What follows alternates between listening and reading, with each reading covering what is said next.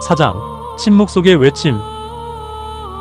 USB를 손에 쥔 채 강민은 서울 M뉴스 방송국 보도국을 찾았다.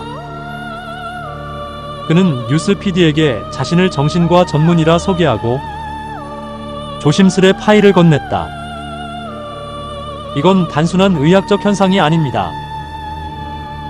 뇌를 조작하는 겁니다. 증거도 있습니다. PD는 화면을 몇 분간 조용히 바라보다 고개를 저었다. 내용은 충격적이네요. 하지만 이건 너무 큽니다. 저희가 다루기엔 검증이 힘듭니다. 환자들이 죽어가고 있어요. 이미 한 명은 뇌출혈로 사망했고 제 동료도. PD는 눈을 피하며 말을 끊었다. 죄송합니다. 내부 지침상 공중파에서 다루기 어려운 사안입니다. 강민은 방송국 밖으로 나와 무력한 듯 하늘을 올려다보았다. 며칠 후 강민은 팩트라인이라는 시사 유튜브 채널을 운영하는 1인 미디어 제작자에게 연락했다.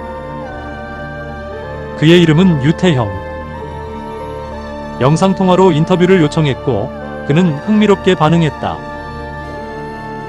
선생님 이야기 흥미롭습니다. 이건 언론이 절대 못 다루겠네요. 가능하시겠습니까? 조회수는 보장되겠죠. 대신 댓글 전쟁 날 겁니다.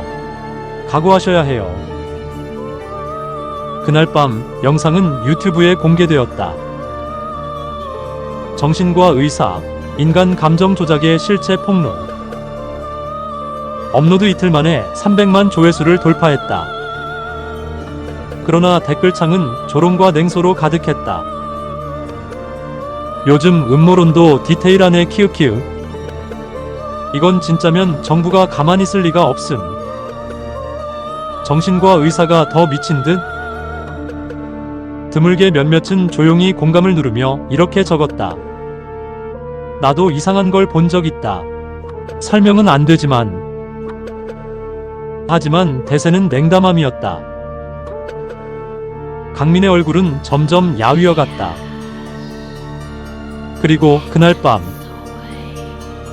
강민은 서울 도심 한복판 사거리 인근의 인도 위를 걷고 있었다. 작은 보온 도시락 가방을 들고 신호등 앞에 멈춰 섰다. 그는 여전히 외부 음식을 입에 대지 않았다. 혹시라도 감염될까 두려웠기 때문이다. 신호등이 바뀌고 인파가 움직였다. 그 순간 누군가 어깨를 스치듯 지나갔다. 뒤따른 건 복부에서부터 올라오는 끈적한 통증이었다. 강민은 비틀거리며 도로 한복판에 주저앉았다. 사람들은 힐끗 보기만 했고 아무도 다가오지 않았다. 바닥에 떨어진 도시락 가방 옆 그의 손엔 USB가 움켜쥐어 있었다. 그 위로 수많은 발자국이 지나가고 신호등은 다시 깜빡였다. 뉴스 속보입니다. 오늘 대통령께서 뇌출혈로 사망했다고 청와대에서 공식 발표했습니다. 현장에 나가 있는 기자 연결하겠습니다. 그 순간 도시 전체가 일순 멈춘 듯 고요해졌다. 광장에 설치된 대형 스크린에서 뉴스 속보가 반복되었고 사람들은 저마다 휴대폰을 꺼내 확인했다. 첫 눈이 내리기 시작했다. 강민은 마지막 순간에 하늘을 올려다보았다. 아름답다.